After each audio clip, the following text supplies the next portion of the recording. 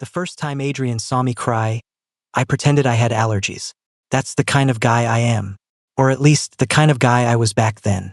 Keep it together. Don't let anyone see the cracks. Especially not someone like him. Adrien and I weren't even supposed to be close. We worked in the same co-working space downtown.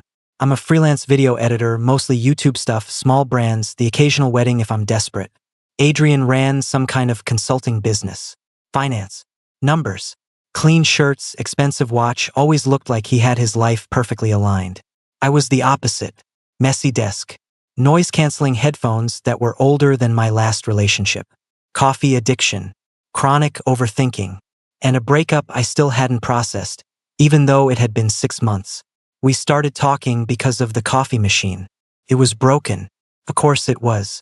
And I was standing there hitting the button like that would magically fix it, when Adrien walked up behind me and said, "If you threaten it like that, it's just going to give you decaf out of spite." I turned around, already annoyed, ready to snap at whoever thought they were funny. And then I saw him. Dark hair, always slightly tousled like he ran his hands through it too much. Warm brown eyes. That kind of calm presence that makes you immediately aware of how chaotic you feel inside. "I don't drink decaf," I said. "Good. We can't be friends if you do." It was small, casual, but it stuck. After that, we kept running into each other. Same schedule, same caffeine dependency. Conversations went from, "Is it working yet?" to "What are you working on?" to sitting at the same table without really planning to. Adrien was easy to talk to. Not loud. Not pushy. He listened. Like actually listened. When I talked about editing timelines or difficult clients, he didn't zone out. He'd ask questions. Thoughtful ones. And I hated how quickly I started looking forward to seeing him. Because here's the thing. I wasn't in a good place. My ex, Daniel, had left in a way that still felt like a bruise if I pressed on it. He didn't cheat. Didn't scream. Didn't throw things. He just slowly stopped choosing me.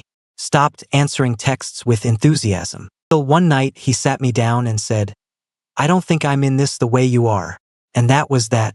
There's something humiliating about loving someone more than they love you back. It makes you question everything about yourself. Was I too much? Too emotional? Not attractive enough? Too insecure? The worst part was, I never let him see how much it broke me. I nodded. I said I understood. I even helped him carry his last box to the car. Then I went back inside and sat on the kitchen floor for 2 hours. No one saw that. Not my friends. Not my family. I posted gym selfies 2 weeks later like I was thriving. So when Adrien came into my life, I wasn't looking for anything. I told myself that every single time I caught him smiling at me across the table. We started having lunch together. Nothing official. Just, "You eating?" And then grabbing something around the corner. He told me about his sister. About how he moved to the city alone at 22 and pretended he wasn't terrified. About how he used to stutter when he was a kid and forced himself into debate club to get over it. I told him about growing up in a small town where being gay meant you either kept quiet or you left. I left. Felt balanced. Until the first crack. It was a Thursday. I remember because Thursdays were invoice days, and I was already stressed. I'd been chasing a late payment for 3 weeks. Rent was coming up. My landlord had sent one of those passive-aggressive, just a reminder emails. I was sitting at our usual table, pretending to work, but really just staring at my bank app. Adrien sat down across from me. "You look like you're about to fight someone." "I might," I muttered. He tilted his head. "Client."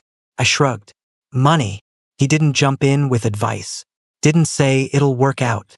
He just waited. And that's when I felt it. That stupid pressure in my chest. The one I'd been keeping locked down for months. "I'm just tired," I said. My voice came out thinner than I expected. Of always being on edge. Of pretending I've got it handled. He was quiet, watching me. I laughed, but it cracked halfway through. "God, listen to me. I sound dramatic." "You sound human," Adrien said softly. That did it. My eyes burned instantly. I looked down, blinking hard. "It's just allergies," I added quickly, already reaching for my phone like I had something urgent to check. Adrien didn't call me out. He didn't say, "You're crying." He just slid a napkin across the table, not making a big deal out of it, not looking uncomfortable. And somehow that made it worse. Because I realized, in that moment, that he was seeing me. Not the curated version. Not the confident freelancer who jokes about caffeine addictions. Me, the guy who was scared of not making rent. Who still checked his ex's Instagram at 2 a.m. Who felt like he was always one missed payment away from falling apart. I swallowed, trying to pull it back together. Sorry. For what? For this. I gestured vaguely at my face. He leaned back slightly, giving me space but not distance. You don't have to apologize for having a hard week. I nodded. But inside, something shifted.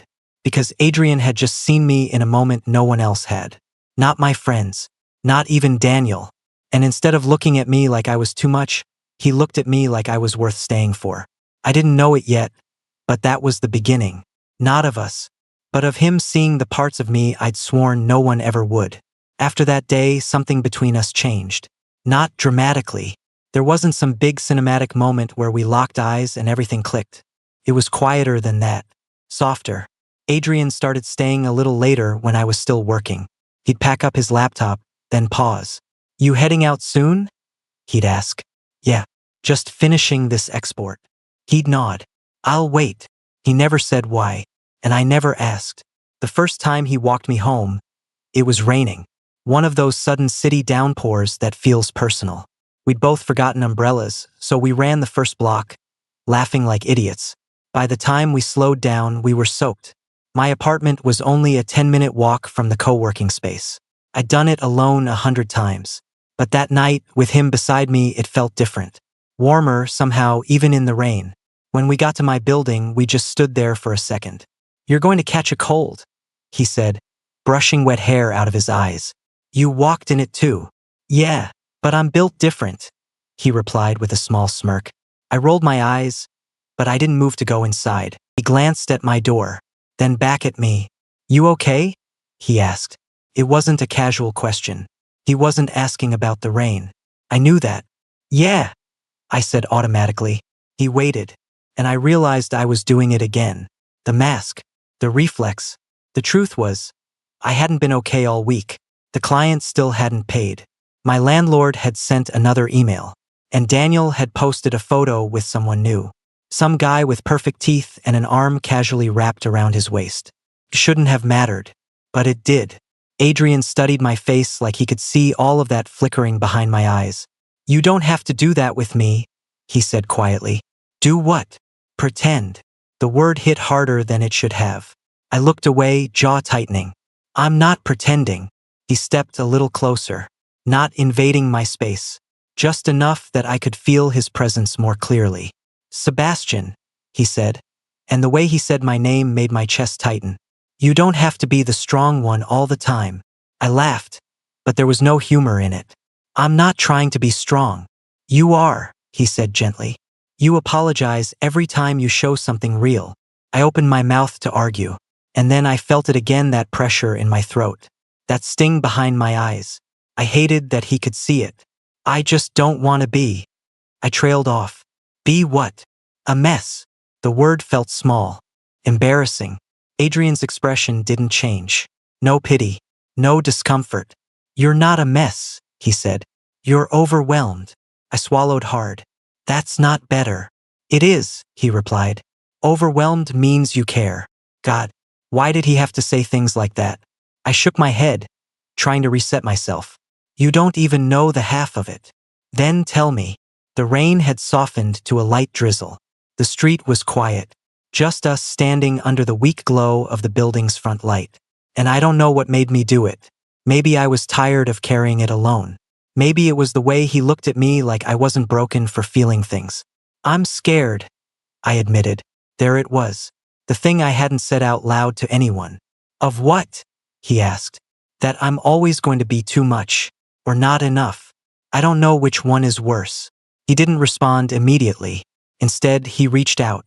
Slowly, like he was giving me time to pull away. His hand rested on my upper arm. Warm, steady. I don't think you're either, he said. It wasn't dramatic. It wasn't loud. But it felt like someone had just placed something solid under my feet after months of slipping. I exhaled shakily, and then, without planning to, I stepped forward. not into a hug. He didn't move away. His hand slid slightly from my arm to my shoulder. Careful. Grounding. You don't have to hold everything in around me, he murmured. And I believed him. That was the terrifying part. Because the more he saw, the more I realized how much I wanted him to. But wanting someone to see you is dangerous. It means they have the power to leave once they do. I pulled back first. Thanks, I said, suddenly aware of how close we were. For listening. Anytime. We stood there another second too long. Then I turned, unlocking my building door. As I stepped inside, he said my name again. Sebastian. I looked over my shoulder. I'm not going anywhere. It was such a simple sentence. But I carried it upstairs with me like something fragile. What I didn't know yet was that a week later, he'd see me in a moment so raw, so unguarded, that I wouldn't even have the chance to pretend. And that would change everything. The week it happened, everything that could go wrong did. The client who owed me money? Ghosted. Completely. Stopped responding to emails. My calls went straight to voicemail. I even sent one of those painfully polite, just checking in, messages that makes you feel pathetic the second you hit send. Nothing. Then my landlord called. Not emailed. Called. Sebastian, I like you, he said. In that tone that means the opposite. But I can't keep giving extensions. I stood in my kitchen, staring at the crack in the wall above the sink like it had personally betrayed me. I just need a few days, I said. You've had a few days. By the time I hung up, my hands were shaking. I didn't go into the co-working space that morning. Couldn't. The idea of sitting there pretending to be productive while my chest felt like it was caving in? Impossible. I stayed home, sat at my desk, opened my editing software, closed it again, checked my bank balance at least 12 times like the number might magically change. Around noon, my phone buzzed. Adrien, you alive? I stared at the screen for a long time before replying. Yeah. Just working from home. 3 dots appeared almost immediately. You don't sound okay. I didn't know how he did that. How he could read something in 2 words. I'm fine, I typed. A minute passed. Then, I'm outside. My stomach dropped. I walked to the window, and there he was, standing across the street from my building, hands in his coat pockets, looking up like he knew exactly where to find me. I texted back. What are you doing? You said you were home. That was it. No explanation. I should have been annoyed. I should have told him to go back to work. Instead, I went downstairs. When I stepped outside, he didn't smile. He studied my face. You look like you didn't sleep, he said. I slept. Sebastian. Exhaled, already exhausted from trying to hold it together. What are you doing here? I asked again, softer. You weren't at the space. You don't skip unless something's wrong. The fact that he noticed that hit harder than it should have. I'm fine, I repeated. He didn't argue. He just nodded once and said, okay, then let's go upstairs. I blinked. What? If you're fine, then I'll have coffee in your kitchen instead of at the office. It was such a simple move, but it cornered me, because if I let him up, I couldn't keep pretending. Not in my own space, not with the evidence of my stress scattered everywhere in open mail, dishes in the sink, my laptop sitting there like an accusation. I hesitated too long. His expression shifted. Let me in, he said quietly. Not demanding, not forceful, just steady. So I did. The second we stepped into my apartment, I felt exposed. It wasn't messy in a dramatic way, but it wasn't the curated version of my life either. He took it in without judgment. The stack of bills on the counter, the tension practically vibrating off me. I went straight to the kitchen, pretending to busy myself with the coffee machine. I can't cover rent, I blurted out before I could stop myself. There it was. No build-up, no polished explanation, just the truth. Silence filled the room. I kept my back to him. The client didn't pay. I've got maybe a week before this becomes a real problem. I let out a humorless laugh. Actually, it's already a real problem. Still silence. I turned slightly, expecting to see concern. Maybe awkwardness. What I saw instead was focus. Okay, Adrien said. Okay, I repeated, incredulous. Okay, he said again. How much are you short? I stiffened. I'm not asking you for money. I didn't say you were. I don't want you to think Sebastian. He stepped closer. I'm not offering because I think you're irresponsible. I'm offering because sometimes people need help. My throat tightened instantly. I don't need help, I snapped. Came out sharper than I meant it to. His jaw flexed slightly, but he didn't back away. You do, he said calmly. And that's not a weakness. You don't get it? I said, voice rising despite myself. I can't be the guy who needs rescuing. I can't. My voice broke, and I hated that it did, because this wasn't the quiet, controlled tear from before. This wasn't a single crack I could smooth over. This was the whole damn wall coming down. I can't keep barely making it, I choked out. I can't keep feeling like one mistake away from losing everything. My hands were shaking now, my breathing uneven. I tried to look away, tried to collect myself, but then something inside me just gave out. I sank down onto the kitchen floor. Actually sank. Like my legs couldn't hold me anymore. I pressed my palms to my eyes, humiliated. This was the moment no one was ever supposed to see. Not Daniel. Not my friends. No one. Full body, ugly, uncontrollable crying. The kind that makes your chest ache and your throat burn and your face feel hot with shame. I'm so tired, I whispered. I'm just so tired of pretending I'm okay. For a second, I was terrified he'd freeze, that he'd realize I was too much after all. Instead, I felt him kneel in front of me, not hovering, not awkwardly patting my shoulder. He just stayed. His hands were warm when they wrapped gently around my wrists, pulling them away from my face. Look at me, he said softly. I didn't want to, but I did. My vision was blurred, face probably red and blotchy and pathetic. And Adrien looked at me like I was something breakable and important. Not embarrassing. Important. You don't have to do this alone, he said. His thumb brushed just under my eye, catching a tear. And for the first time in my adult life, I let someone see me at my weakest. No filters, no jokes, no pretending, just me. And he didn't flinch.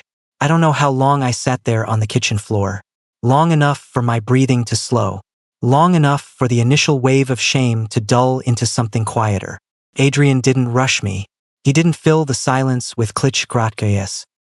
He didn't say it'll all work out or everything happens for a reason. He just stayed kneeling in front of me, one hand resting lightly on my forearm. I wiped at my eyes again, embarrassed all over. This is pathetic. It's not. I'm sitting on my kitchen floor crying about rent.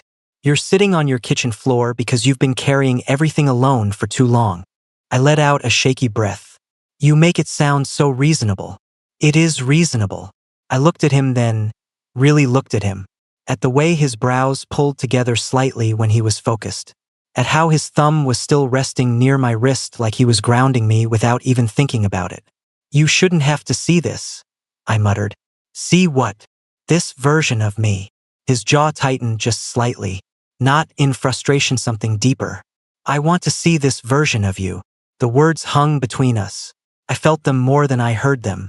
You say that now, I whispered. But this is the kind of thing that makes people leave. He didn't hesitate. I'm not Daniel. The name hit like a spark. I hadn't mentioned him. Did you think I didn't notice? Adrien asked quietly. The way you go distant when your phone buzzes. The way you shut down when someone talks about relationships. I swallowed hard. He made you feel like you were too much, Adrien continued. So now you try to be less emotional, less needy, less everything. My chest tightened again, but not in the same crushing way as before. In a seen way. You don't know that, I said weakly. He held my gaze. I know what it looks like when someone's scared to need anyone. That landed deeper than I expected. Because he wasn't just talking about me. For a second, something flickered across his face. Something vulnerable. But then his focus shifted back to me. I'm not going anywhere because you're struggling, he said. If anything, this just makes me want to stay more. My pulse stumbled. Why? I asked before I could stop myself. He exhaled slowly, like he was deciding something. Because I care about you, Sebastian. There it was. Not dramatic. Not loud, but undeniable. The air between us changed. My heart was still tender, still raw from crying, and now it was doing something entirely different. Something heavier, faster. You care about me? I repeated quietly. Yes. The simplicity of it made my throat tight all over again, but this time for a different reason. I searched his face for hesitation. There wasn't any. You barely know me, I said. I know enough. And that's enough to sign up for. This?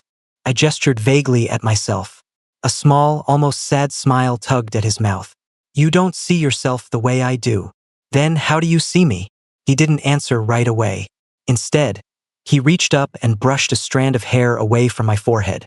The touch was careful, almost reverent. I see someone who feels everything deeply. Someone who tries so hard to stand on his own that he forgets he doesn't have to. My breath caught. No one's ever described me like that, I admitted. That's their loss. Silence settled again, but it wasn't heavy anymore. It was charged. His hand was still near my face. My back still pressed against the cabinet. I should have pulled away. I should have said something logical, responsible. Instead, I asked, what happens if I can't get back on my feet? You will, he said firmly. And if I don't? His eyes softened. Then we figure it out. The word made my stomach flip. You're talking like... I trailed off. Like what? Like this is more than coffee and lunches. It is. The shift was subtle but undeniable. The room felt smaller. My pulse louder. You said you're not going anywhere, I murmured. I meant it. Even if I'm a mess? He leaned in slightly. Especially then. Something inside me broke open again, but not in a painful way. In a surrendering way. I didn't think. I just moved. I panicked. What if I'd misread everything? What if I'd just ruined the one safe thing I had? You don't get to disappear after this, I whispered. A faint smile touched his lips. I'm not the one who runs. The words held weight, because he'd seen me at my worst, and he'd stepped closer instead of away. But what I didn't know yet was that letting someone see you like that changes the dynamic. It creates a kind of intimacy you can't take back. And once you let someone hold you at your weakest, the next fear isn't whether they'll leave. It's whether you can survive if they do. Kissing Adrien didn't feel explosive. Felt inevitable. Like something that had been quietly building for weeks finally exhaled. We stayed there on the kitchen floor longer than we probably should have. You okay? He murmured. I almost laughed. That's my line. I need to know you're not doing this because you're overwhelmed, he said. I don't want to be the distraction. That hit me straight in the chest. I leaned back just enough to look at him. I'm not kissing you because I'm overwhelmed, I said honestly. I'm kissing you because you stayed. Something softened in his eyes. Good, he replied quietly. He stood first, offering me his hand. I took it. My legs felt unsteady, not from panic this time, but from the shift in everything. We moved to the couch without really discussing it. Rent was still due. My bank account was still a mess. But there was something else in the room now too. Possibility. Adrien leaned forward, elbows on his knees. Let's separate two things, he said. You and the rent. I watched him cautiously. You are not your financial situation, he continued. You're not your client screwing you over. That's circumstance, not identity. You say that like it's easy. It's not, he admitted. But I've been there. That surprised me. You? He gave me a small look. You think I came out of college with everything figured out? I shrugged. You always seem like you do. He let out a quiet breath. My first year here, I slept on my cousin's couch for 3 months. I told everyone it was temporary while I saved. Really, I'd blown through my savings trying to look successful. I blinked. You never told me that. You never asked. Fair. I hated that anyone saw me struggle, he continued. Especially the people I liked. Something flickered in his expression when he said that. You don't look at me differently right now, do you? He asked. I frowned. No. Exactly. I swallowed. He reached over, lacing his fingers loosely with mine. Let me help, he said again, softer this time. I started to protest. He squeezed my hand lightly. Not because you're incapable. Not because you owe me anything. But because sometimes you let someone show up for you. The way he said it didn't feel like charity. It felt like partnership. And that terrified me almost as much as it comforted me. I don't know how to let someone do that, I admitted. I know, he said gently. Silence stretched between us again, but it wasn't awkward. It was vulnerable. You've been independent for so long that needing someone feels like failure, he added. I nodded slowly. Then let's redefine it. How? Needing someone doesn't mean you're weak. It means you're human. My chest tightened again, but in a way that felt steady instead of collapsing. I looked down at our hands. What if this goes wrong? I asked quietly. His thumb traced over my knuckles absent-mindedly. It might, he said honestly. That wasn't what I expected. But avoiding it doesn't protect you, he continued. It just guarantees you're alone. The bluntness of that landed. Because he was right. I'd been protecting myself since Daniel left. Guarded, measured, detached. And it hadn't made me safer. It had just made me lonely. I exhaled slowly. So what are we doing? I asked. He didn't hesitate this time. We're seeing where this goes. And the rent. A faint smile touched his mouth. We'll solve that too. You're annoyingly calm about this. I'm not calm, he admitted. I just don't panic out loud. That made me laugh for the first time all day. God, I'd missed laughing. He watched me like it was something precious. You're going to get through this, he said. Not because I'm here, but because you're capable. I'm just staying while you do. Something about that undid me all over again, but in a steady way. I shifted closer without thinking. He responded immediately, his arm sliding around my shoulders. And this time I didn't tense. I leaned into him, fully, head against his chest, his heartbeat steady under my ear. For once, I didn't feel like I was bracing for impact. I felt held. And that was more vulnerable than the crying had been. Because crying is temporary. Trust isn't. We sat like that for a long time. Eventually, reality intruded again. I should head back, he murmured reluctantly. I didn't want him to, but I nodded. At the door, he paused. I meant what I said, he added. I'm not going anywhere. My stomach flipped again, not from fear this time, but from the weight of that promise. I'm going to try, I said quietly. To what? To not run when this gets real. His expression softened. It already is. I stood there for a long moment, replaying everything. He'd seen me cry. He'd seen me unravel. He'd seen the ugliest, weakest version of me. And he'd kissed me anyway. But as much as that comforted me, a new fear had started to grow beneath it. Because now it wasn't just about rent. It wasn't just about survival. Now there was something to lose. And that kind of vulnerability, that was a whole different kind of terrifying. The next few days felt fragile. Not awkward, just delicate. Adrien didn't suddenly start acting possessive. He didn't flood me with texts or try to redefine my entire life overnight. He still met me for coffee, still asked about projects, still listened the same way. But now there was this undercurrent. His hand brushing mine and not pulling away. Quiet, intentional eye contact that lasted a second longer than before. And me hyper-aware of all of it. The rent situation didn't magically fix itself. I ended up negotiating with my landlord for a partial payment, swallowing what little pride I had left and promising the rest within 2 weeks. Adrien didn't push. But one evening, after we'd walked back from the co-working space together, he handed me an envelope. I frowned. What's this? Open it later. I don't like that answer. He smiled faintly. I know. I didn't open it until I was alone. Inside was a check. Not the full amount I was short, just enough to breathe. Along with it was a note. This isn't a rescue. It's a bridge. You'll build the rest. Hey. I stared at it for a long time. Part of me wanted to reject it, to text him and say no, I can't take this. Another part, the tired, honest part, knew I needed it. So instead of arguing, I sent, thank you. His reply came almost immediately. You don't owe me. That line unsettled me more than the money. Because I didn't know how to exist in something where love or whatever this was becoming wasn't transactional. A few nights later, he stayed over for the first time. Not planned. Not dramatic. We were sitting on my couch again, talking about nothing in particular. You're thinking, he murmured. I overthink. It's my brand. He huffed softly. What's going on in there? I hesitated. Then, you saw me at my worst. And now you're here, in my living room, kissing me. He leaned back slightly, studying my face. Why does that feel contradictory to you? Because people don't usually stay after that. His expression shifted gentler, but firmer. I didn't stay despite that, he said. I stayed because of it. That did something to me I didn't expect. Why? I asked again, almost frustrated. He exhaled slowly. Because it's real, he said. Because you stopped performing. And I don't want a performance. My throat tightened. You think I perform? I asked quietly. I think you survive, he corrected.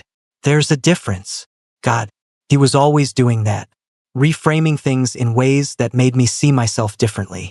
I'm scared, I admitted. Of me. Of needing you. The words felt dangerous the second they left my mouth. Needing someone doesn't trap you, he said. It connects you. What if you change your mind? I asked before I could stop myself.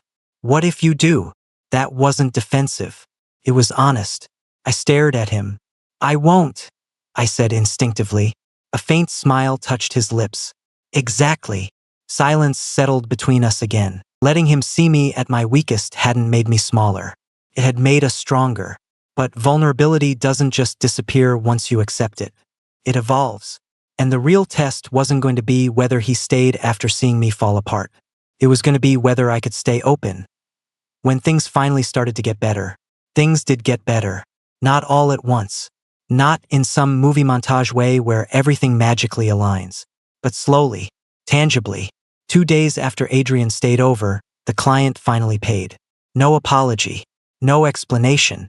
Just the money hitting my account like it hadn't been sitting in limbo for weeks. I stared at the notification for a long time before I let myself breathe. I paid the rest of the rent that same morning. Sent the confirmation email to my landlord with hands that were still slightly unsteady, not from panic this time, but from relief. When I told Adrien, he smiled in that quiet way of his. I knew you'd land it, he said. You didn't know, I corrected. I trusted. There was a difference. And that difference mattered more than I realized. As my life steadied, something else shifted too. Me. I slept better. Ate actual meals instead of coffee and stress. Took on a new project without the constant voice in my head telling me I'd screw it up. And somewhere in all of that, I started pulling back. Not consciously, just subtly. I stopped reaching for his hand as often in public. Stopped leaning into him when we sat together. Started saying I'm good again when he asked how I was automatically, reflexively. The mask creeping back on. Adrien noticed. Of course he did. It was a Sunday night when he finally said something. We were lying in bed, the room dim, city noise humming faintly outside. I was scrolling on my phone, half listening to him talk about a meeting he'd had earlier. Sebastian, he said quietly. I hummed in response. You're doing that thing. I froze. What thing? He turned onto his side to face me. The thing where you build distance because you don't feel like you're allowed to need anyone anymore. I swallowed. I don't need you, I said too quickly. I sat up, suddenly defensive. So what?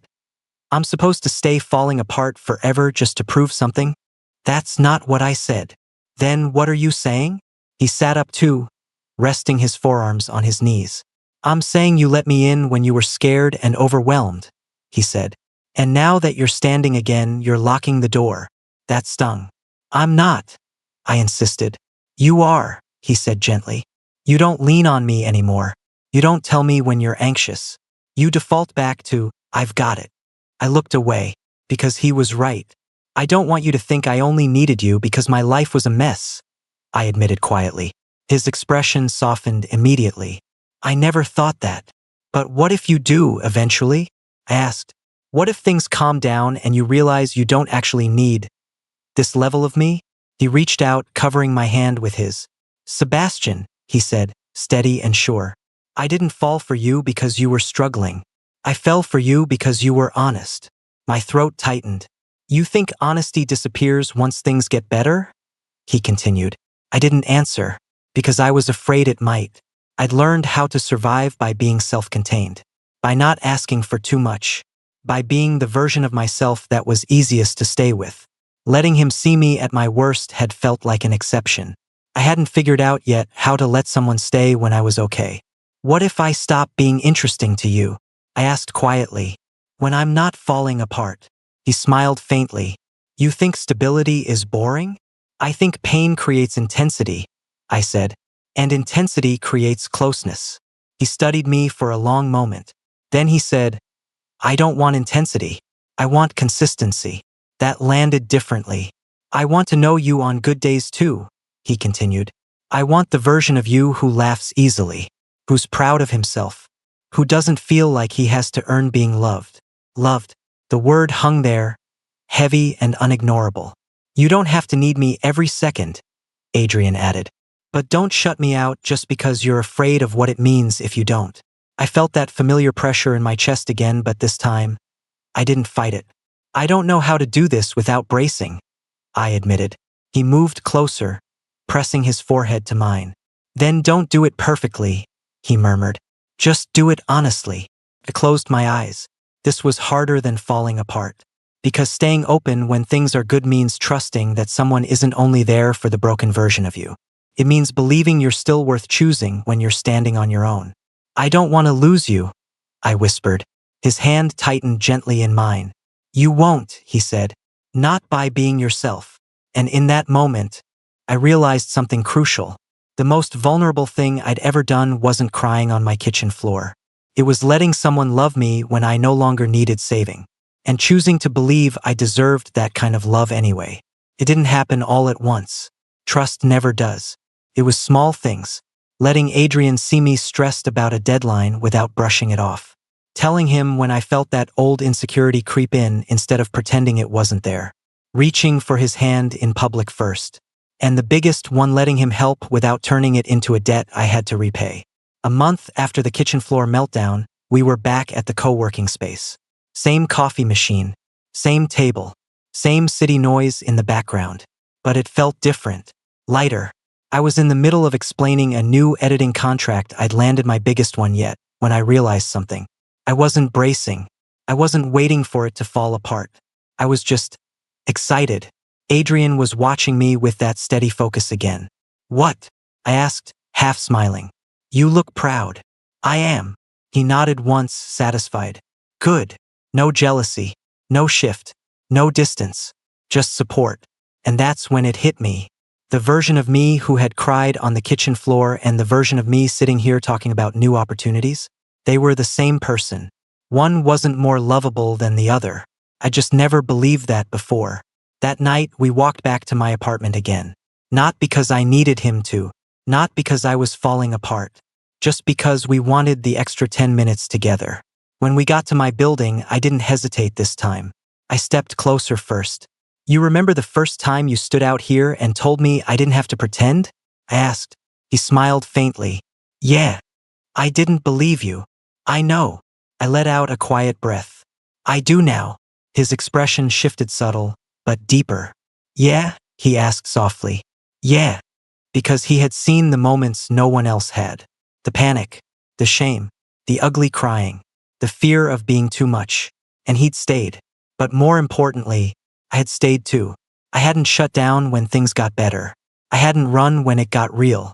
I stepped into him fully this time, wrapping my arms around his waist without hesitation. No fear of looking needy. No fear of being exposed. Just choice. He held me back just as firmly. You're not fragile, he murmured into my hair. I know, I said. And you're not too much. I know. And you don't have to earn this. That one still hit deep. But instead of deflecting, I looked up at him and said, I'm starting to understand that. Not rushed, not pressured, certain. My chest tightened, not in fear, not in panic, in recognition. I love you too, I said, and I meant it without flinching. Because love isn't proven in the dramatic moments. It's proven in the staying, in the showing up when someone is unraveling, and in choosing them again when they're standing strong. Adrien had seen me in moments of weakness no one else had ever witnessed. But the real shift wasn't that he stayed. It was that I finally believed I was worth staying for. And once you learn that, you stop being afraid of being seen.